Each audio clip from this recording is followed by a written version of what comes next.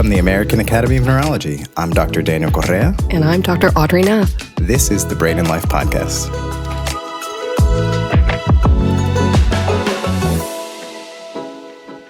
Today, we're going to be talking about baking and learning disabilities. Daniel, are you ready? Yes, I'm ready. We had a mailbag question from a listener about this. Daniel, do you have it? Just so great to get questions to really address what you guys want. We heard from one of our listeners, and she asked us, I hope you air a podcast about people who have been diagnosed with learning disorders as adults due to previously unknown congenital issues or brain injuries, thereby explaining the reason for their earlier struggles with math, reading, following executive skills, etc. I obviously have a personal interest in this and would love to hear what other people have experienced because of this issue and what they have done in school, the workplace, or social situations to help them with their deficits. Thank you, Kristen, so much. So this has been on my mind as well. I recently saw a patient who had a left parietal tumor and some problems with math and writing, which can be associated specifically with left parietal tumors and a syndrome called Gerstmann syndrome. And so that's an example where her school had no idea and she had no idea that maybe she was struggling with some of that because of her tumor. This does happen, Kristen, so I'm really glad you brought it up. In so many different ways, too. It's not just necessarily a learning disability or a cognitive disorder. Sometimes it can be even from an injury or from a process like a brain tumor. Such an important topic for all of us to learn more about, especially also now that more adults are being diagnosed with this later in age. Absolutely. We have more awareness and more testing. For today's episode, we will be speaking with Lizzie Acker.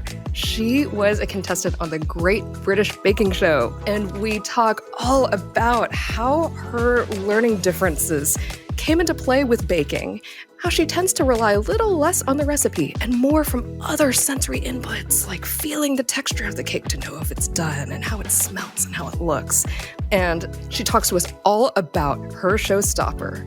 That was her way of expressing what it's like to have learning differences with ADHD and dyslexia. She even gets into how she had applied her learning and challenges and skills to working in the show and in her life. Absolutely. I mean, she's working on a cookbook for kids with learning differences, specifically to have the kids use more of their other senses, the textures and smells and how things look to help make wonderful baked goods. And after that, I spoke with my former program director, David Urion, who is a behavioral neurologist, all about the history of how we started diagnosing ADHD and treating it, because he remembers those days before we had treatment. Sounds like we should all pull out a cupcake recipe, listen to the episode, and get cooking. But in the coming weeks, stay tuned. For our first February episode, I'll be interviewing Dr. Joseph Schiavelli. He's the author of How the Mind Changed and talks about how the human history of how our brains have evolved. And then he also had previously written a book called In Pursuit of Memory, The Fight Against Alzheimer's, where he shares his family's experience with Alzheimer's. And on February 9th, we'll hear my interview with Cameron Boyce's parents, Victor and Libby Boyce, talking about the celebration of their son's life, as well as SUDEP, sudden unexplained death and epilepsy.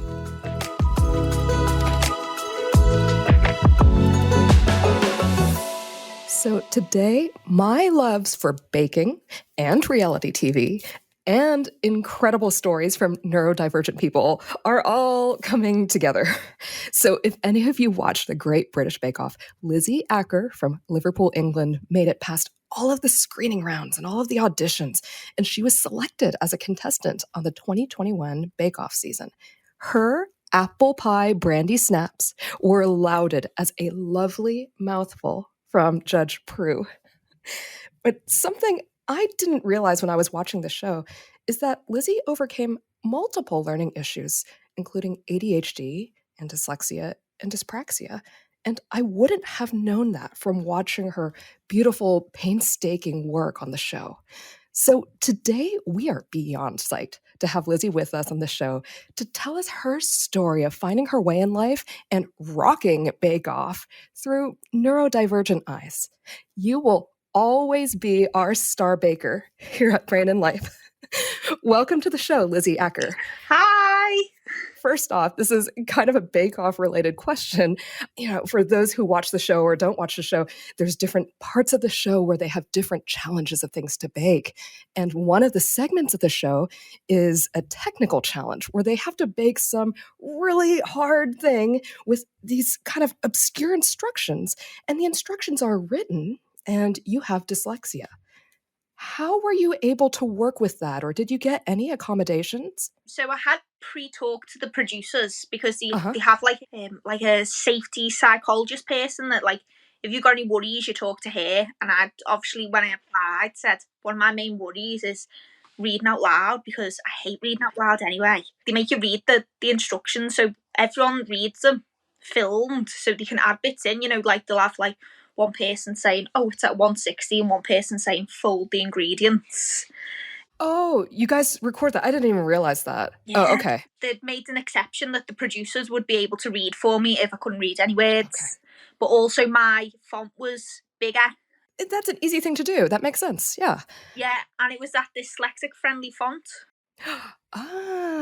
Did you have to educate them about that, or did they know? Yeah, so I had to ask them what font to put it in and stuff, because that's the font that I find easiest to read in. I'm glad that you did that, use the font that works for you. And I'm really glad that you educated them about that, like, this is the font and here's why.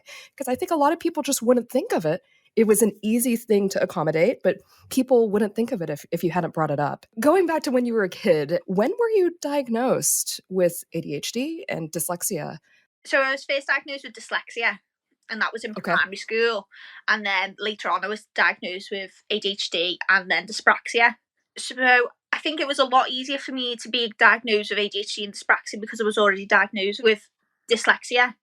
It's interesting that, the dyslexia diagnosis came first for you and ADHD later. And we do see that, especially amongst girls, that the ADHD diagnosis doesn't necessarily come as quickly as it does with boys. Back when I was a kid, and even still now, we still see some later diagnoses for ADHD amongst girls. What did your ADHD look like? So my ADHD in school was both ends of the spectrum, because it depended how hyped I was. Okay. And in what situation. If I was completely overwhelmed, I would space out massively and stuff. Mm-hmm. When you look back though, and you think about all little things, like even down to, obviously I was diagnosed with ADHD about 15. Okay. So when I went to uni, I was like 19 and stuff, so I'd known I was ADHD for a while. I didn't think I was affected by ADHD. Were you in denial, did you think? Did you just not want to be? No, I just think that I'd never really noticed any behaviour things, because no one really spoke about it. There was no TikTok that was like, oh, this is a symptom, and this is a symptom, and this is what you could do as well. So there was no communication about what ADHD was to people. But clearly you have a lot of strengths. I mean, with the kinds of bakes that you were able to do, these really complex recipes that you're able to remember all this stuff and do it under the gun with cameras watching everything that you do.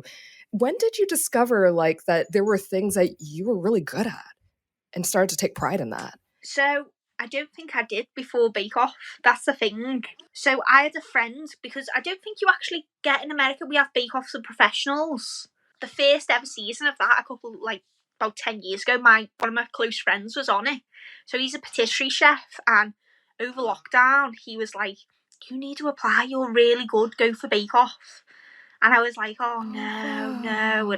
And he was like, come on, you can do this and all this. And I'm like, oh, I don't know whether I can be bothered.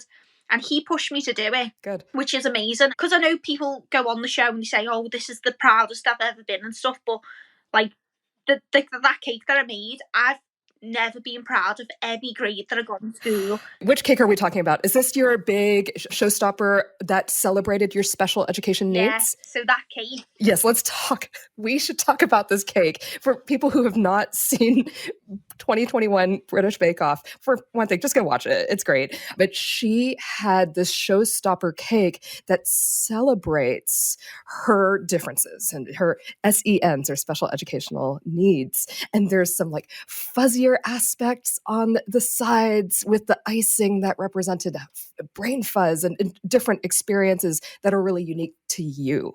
How did you even come up with all of that? It wasn't even coming up with it. Do you know what it was? When you're on Bake Off, the producers ring you up and they say, what are you going to bake for that week? And have you got any ideas, as you're trying to build your recipes? And when I was trying to explain it to them, they were like, oh, it's gluten-free, And I'm like, yeah. I was like, but gluten-free people are special in the way that they're gluten-free. I was like, I can't relate to that. I'm not gluten-free. I was like, the way that I'm special. I was like, I've got special needs. Like, I can talk about that. And they were like, okay. And just kind of let me just do what I wanted. So they couldn't picture it, I'm guessing, but you could. But yeah. You had the image in your mind, I'm sure. And the thing is, so we lived together for 6 weeks in a hotel. And the way it was filmed, they filmed an episode in 2 days, and then we had 2 days practice, and then we'd film another episode in 2 days. So it was really, really intense. And with my ADHD and everything, once I'd concentrated for so long on them 2 film days, I could not practice. Like, my attention span was not there.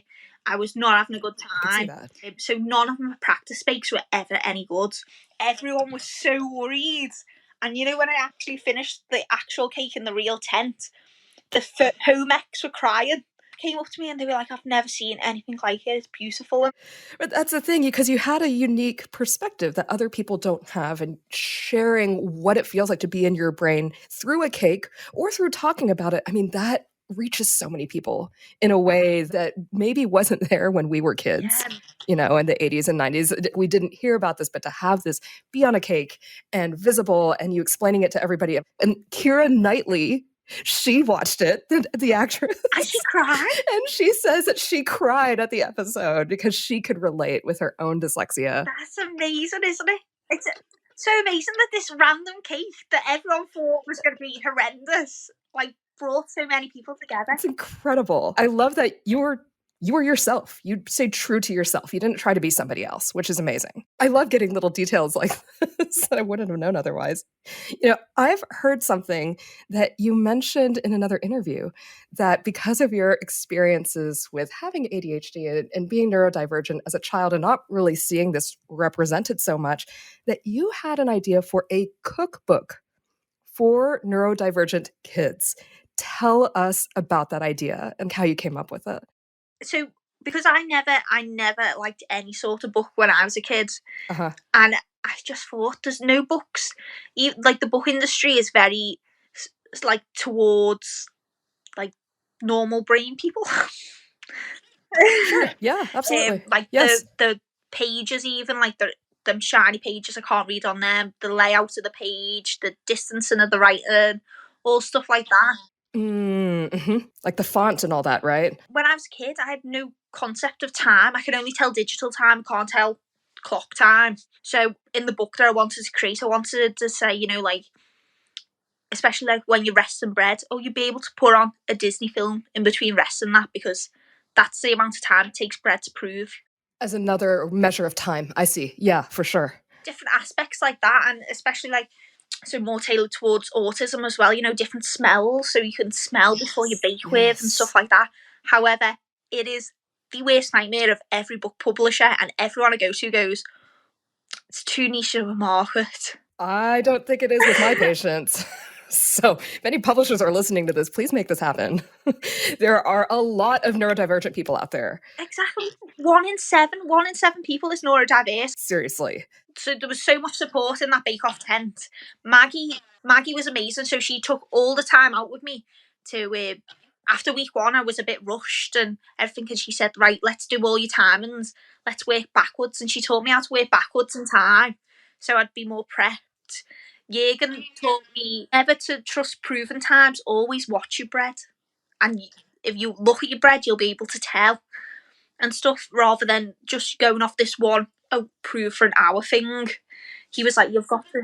So that's fascinating. It's like a multi-sensory approach to baking, which actually makes a lot of sense, as opposed to I will read this exact time and go by it. I do that too when I make a genoise sponge. I know it's done because when I press on it and let go and it makes a little sound, So I think people do this, but bringing some awareness to it is great, and I think can help kids like you, find that, wait a minute, okay, I have these challenges at school with reading this long paragraph. That's hard for me. But wow, I can excel doing this other thing with my different sensory abilities. All the way through education, if you've got SEN, you're probably going to struggle and you're probably going to think, I'm horrendous. What am I ever going to do? Can I get a job? And stuff like that. And you worry about it and your parents worry about it.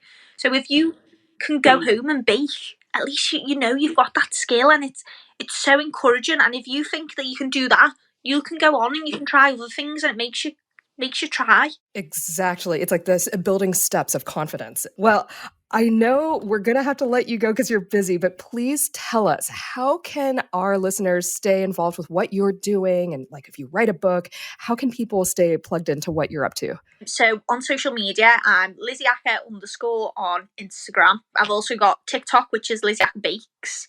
But if you just want a fun laugh, me and Freya have a joint TikTok, which is Freya and Lizzie. And we just do stupid things like dress up, do stupid dances, ride tandems, and just do all fun stuff that, because if people need a laugh nowadays, they will. Thank you so much for joining us. And can you tell us, if there's anyone out there who's listening, whose child maybe was just diagnosed with ADHD or dyslexia, is there something you'd like to say to them that you wish you had known? I would say your brain's fantastic and you just learn a bit differently, and you'll always think and come up with more amazing ideas than anyone.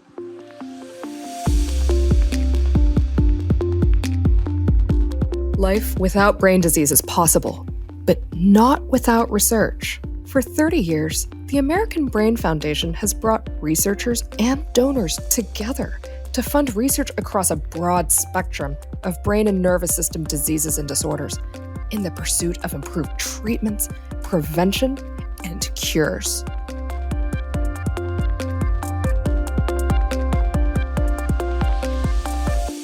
To learn more about the learning disabilities that Lizzie told us about, I am thrilled to speak with pediatric behavioral neurologists and my former child neurology residency program director, David Urion.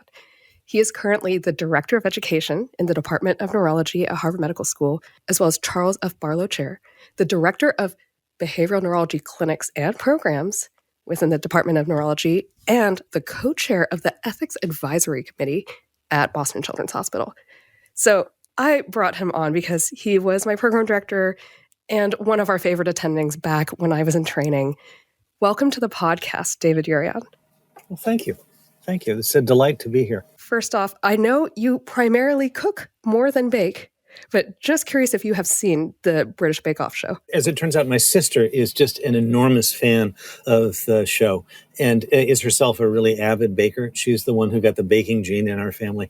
And so I've actually been over at her house where a family gathering was actually interrupted and put on pause so we could actually watch the show. So, okay, yes. So you have seen the show. Yes. Yep. So Lizzie, while on the show, she did bring some attention to overcoming ADHD and dyslexia and dyspraxia as a child, and ended up creating this bake, this very whimsical cake that kind of described what her inner mind felt like. There's a lot of colors in it, as you can imagine.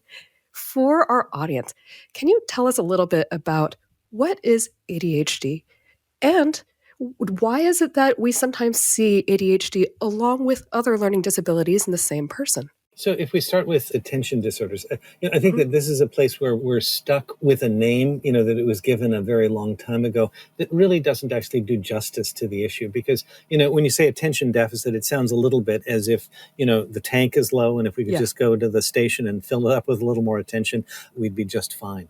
I think it's better understood, and I think that the example that we show that it's a difficulty actually in modulating selective attention for various tasks. So right now, as I'm having this conversation with you, the heating system in my office kicked on, and then, there's somebody out in the hall who's nattering on about something not very far from my door. But I know not to pay attention, or my brain knows not to pay attention to those things, because right now this conversation is really important. And so my brain, if asked afterwards, could sort of say, yeah, the heating elements came on, and yep, there was somebody out in the hall. I don't know what they were talking about, but they were talking kind of loud. But right now I'm paying attention to this conversation. Mm-hmm. And so I think that that's a way of understanding it. It's a difficulty in modulating one's attention, in essence, sort of separating what's important and what's not. And so many people with attention disorders are kind of drawn to any stimulus that comes across the bow and have trouble, therefore, prioritizing in the moment what's going on. On top of that, if I think about the day that I'm having today, this conversation was really important. I therefore made sure to set aside time beforehand so that I could be in the right place to think about this conversation, and a little bit of time afterwards so I can get out of this conversation and into my next meeting. I put those little white spaces in there, if you will, those little blank spaces. Planning. Yeah. To do that. Right. And so that requires me to be sort of planful in a way that's often a challenge for persons with disorders of attention. Then often it's sort of the third leg of the triangle is that it can be associated with a kind of physical restlessness and hyperactivity, which is the H part of its name. Everything you described there, the ability to modulate attention and that the physical aspect, these are all things that are really important in adult life in order to be functional. Just kind of thinking back with my own babies, in the beginning, we're not able to do any of these things. So kind of in the brain development perspective, when do you start to see kind of clear signs that this is different than what I would expect at this age, like for ADHD? When do you think you can kind of reliably say that? Yeah. So I think it's something that really is most reliably detected in the early primary grades in school. Mm-hmm. Increasingly, we get children referred who are having some struggles in preschool environments. And a lot of that is, as you suggest, really developmental in nature and perfectly usual. I'd have to say that, when a 4-year-old male is referred to the office because they can't sit down at circle time in their preschool, the diagnosis I come up with is boy. But by the time one's in early primary school, then from a maturational perspective, the brain is beginning to do a whole variety of things where we expect that somebody actually can sustain attention, can focus on various tasks, can sort things out. And while there's a great arc of that developing over the early primary years in school, I think we can first begin to suspect it in early primary school. And certainly by the time that you're well on the way into primary education, around the second grade, perhaps the third grade, I think we can then really see that there are people who have started to stray from the usual developmental pathway, and therefore whom we have to think about and say, what can we do to try and make their way through school easier? Yeah. I think it's also important to emphasize in this context that context is incredibly important. Our post-industrial society puts a great value on formal academic education. There are other places and times in human history where, in fact, that wasn't actually how one was raised. Even not that long ago here, even. So I think we have to understand that that this exists within a historical framework and context, and therefore that's part of the picture as well.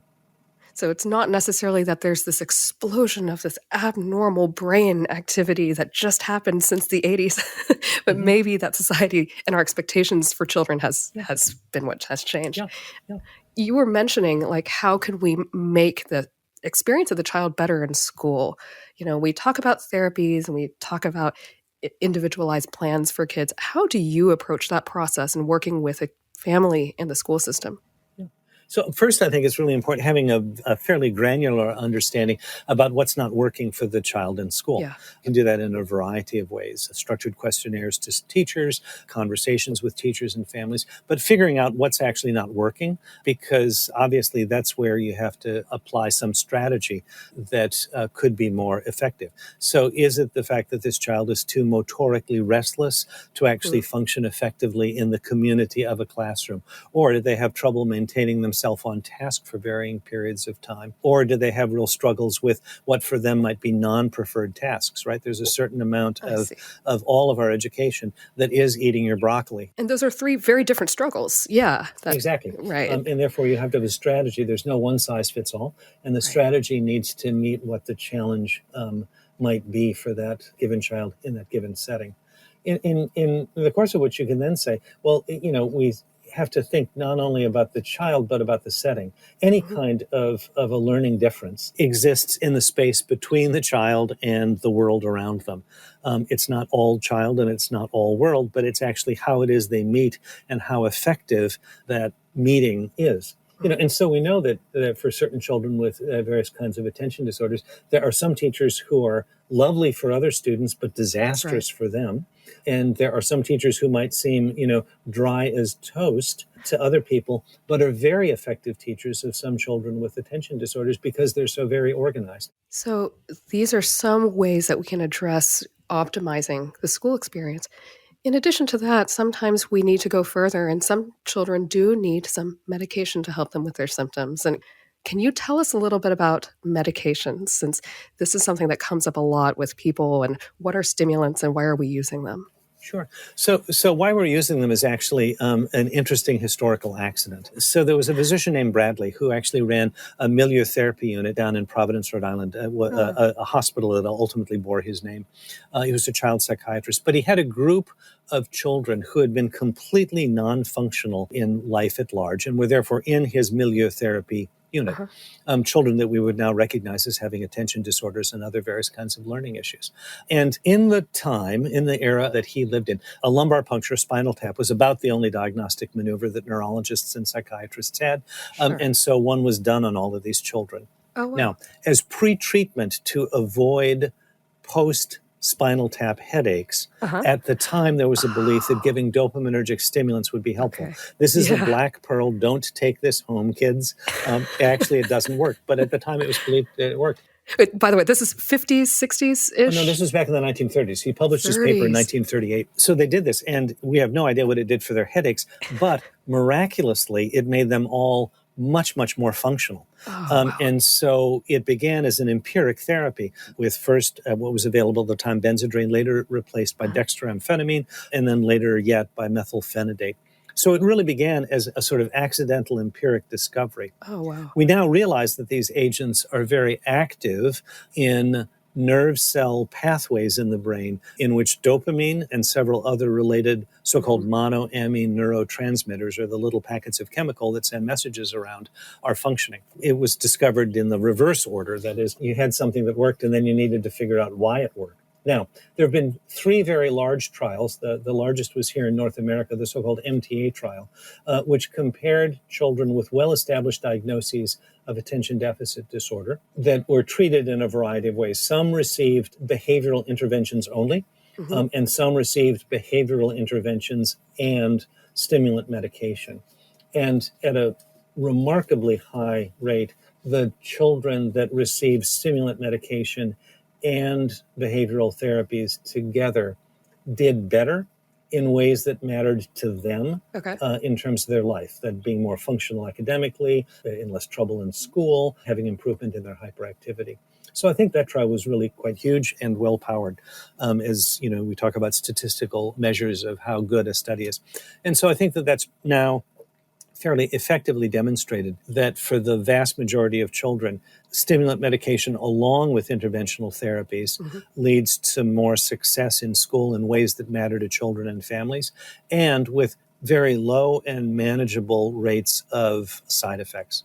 Side effects, since you're bringing it up, things like difficulty eating, headaches, what do you see the most of? Yeah, I'd say that, headaches, stomach aches, loss of appetite, difficulty with sleeping, and then a little bit further down the line, motor tics, that is, involuntary motor movements, are probably the things that we encounter most frequently. If we see any of them, we can almost every instance moderate or modulate the dose, the form, the delivery system, and find a medication and a delivery system of that medication.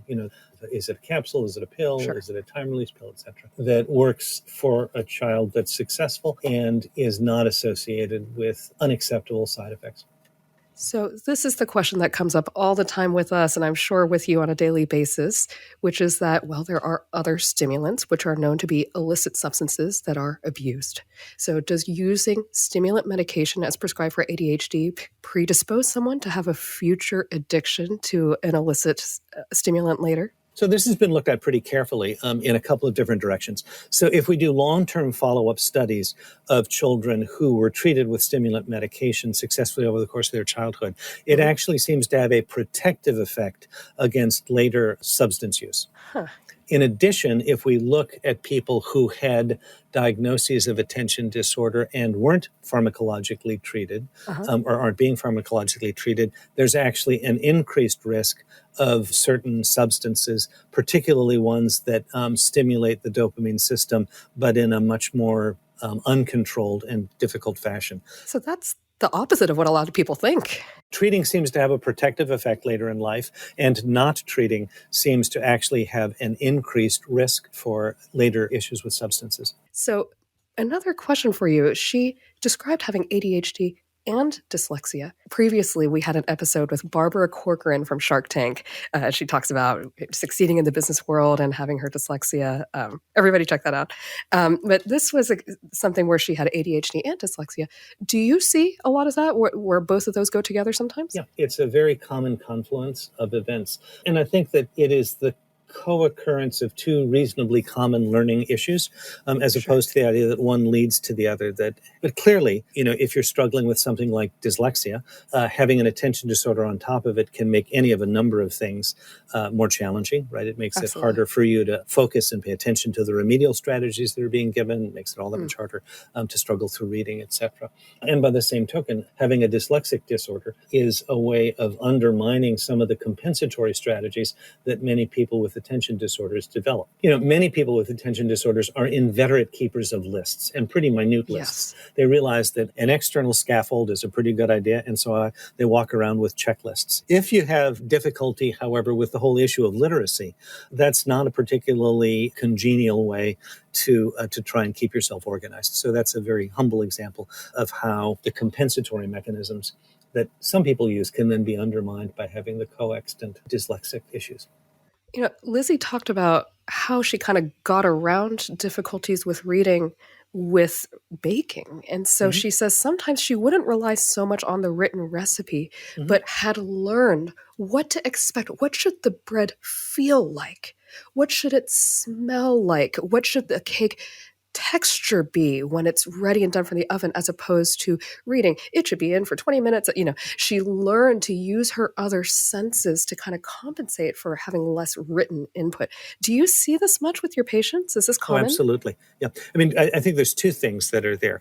First of all, using compensatory systems is always the mark of somebody who has successfully done a workaround of whatever their particular learning disorder is. But what's even more interesting is, there's a body of information that suggests that actually it would be bad to think of things like dyslexia as purely a deficit. There's clearly a difficulty in certain elements that are essential to the reading process. But we actually know that many persons with dyslexic disorders are significantly gifted compared to the population at large in other domains.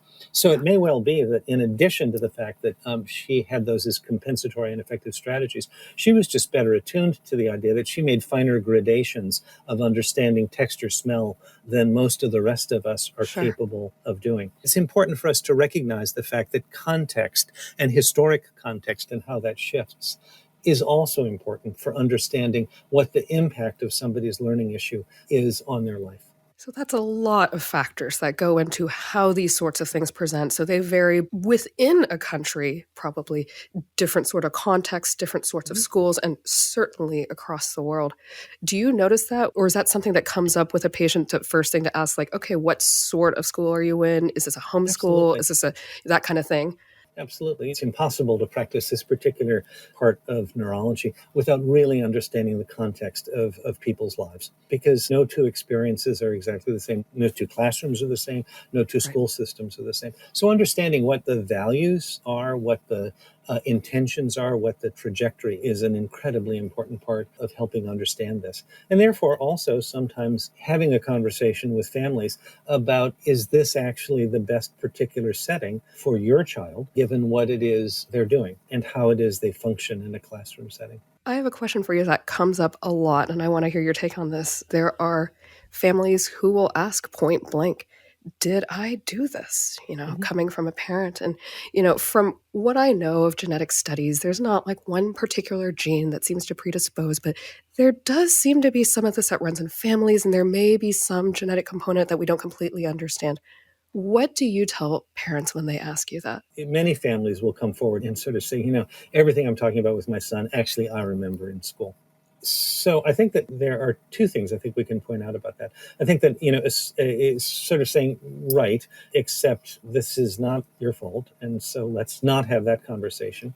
Let's say how lucky your son is, your daughter is, to have somebody who can be empathic with their struggles because you remember them. So I'm going to say this is a gift and not a deficit, and can be compassionate about that. The other thing is that it's likely to make you a better advocate for your child in the classroom, because you actually know what it is you're talking about and can remember your own experiences in the educational process and hope for a better experience for your child, because as we all do for every part of our children's lives. So I think that those are ways to sort of think about this. I want to hear your perspective. You've been practicing for a while. So essentially, you have watched this field unfold for 4 decades or so. Based on that experience, what do you see up ahead, or what makes you hopeful? The parts that make me hopeful about all of this is our increasing public conversation about neurodiversity as one more variable that we need to consider when we talk about what is a whole and inclusive society and what does it look like. Right. And so that conversation has gone quite far in the 4 decades that I've been at this. And it makes me quite hopeful, because those conversations we didn't have when I first started. And it was very difficult, and people felt very stigmatized by anything that was different in terms of their neurologic development compared to the quote unquote usual or more normal pathway. So I think that that's one thing that's really in our favor. The development of increasingly effective intervention strategies and technologies in terms of people that have differences in terms of their learning is equally something that makes me optimistic about the future and our ability to deal with that. And then I think, as a sort of parallel event in the development of neurodiversity as a societal concept, is also the notion that, given the real frequency of learning differences in people, we cannot afford as a society or as an economy to sidetrack all of those people. But I think we're understanding that, in fact, we can't afford to marginalize a substantial percentage of children. And so, therefore, I think an increasing understanding that this is part of our civic responsibility. And I think that that's really changed over the 40 years that I've done. That doesn't mean that it's still not a hard conversation sometimes in certain jurisdictions. But I'd say that right now there's a much better understanding that that's what we have to do as a society. For any people out there, families that may just have a new diagnosis and have a lot of questions, are there any particular organizations that you send patients over to? Sure. One of the great advantages of the internet is that it's democratized information. One of the great disadvantages of the internet is that it's democratized bad information. So I think you have to always go to websites that are well vetted and effective. So besides the patient-facing parts, for example, of the AAN website, or the public-facing parts of the AAN website, and the child neurology-facing website. They're a parent, family, etc. run organization that I think is immensely effective, is one that's called CHADD, C-H-A-D-D, which is Children and Adults with Attention Deficit Disorder, CHADD.org. And they're very up-to-date, and it's also very well vetted and presented in a fashion that's not either gloom and doom or over-promising things to people in terms of that. So I'd say that. And then the Dyslexia Foundation is an equally well-vetted source of information in that particular domain. Well, David, I know you wear a lot of hats, and there's probably a line out the door of patients and residents with questions for you now. So I'll let you go, but I just want to say thank you so, so much for joining us today. Oh, what a delight, to first of all, to be able to have this conversation, but secondly, to be able to have it with you. It's great. Please come back sometime. All right. It's a deal. Thank you again for joining us on the Brain and Life podcast. Follow and subscribe to this podcast so that you don't miss our weekly episodes. You can also sign up to receive the Brain and Life magazine for free at brainandlife.org. Also, for each episode, you can find out how to connect with us and our guests, along with great resources in our show notes. You can also reach out by email at blpodcast@brainandlife.org. And you can call in anytime and record a question at 612-928-6206. You can also follow the Brain and Life magazine, Audrey, and me on any of your preferred social media channels. A special thanks to the Brain and Life team, including Andrea Weiss, Executive Editor for Education and News Publications, Nicole Lucier, Public Engagement Program Manager. Rachel Coleman, our Public Engagement Coordinator. Twin City Sound, our audio editing partner. We are your hosts. Daniel Correa, I'm joining you from New York City and online at Dr. Correa. And Audrey Nath, beaming in from Texas and on Twitter at Audrey Nath, MD, PhD. Thank you to our community members that trust us with their health and everyone with neurologic conditions. We hope together we can take steps to better brain health and each thrive with our own abilities every day. Follow and subscribe wherever you get podcasts. We really appreciate it if you could give us 5 stars and leave a review. This helps others find the Brain and Life podcast. Thanks again. See you next week.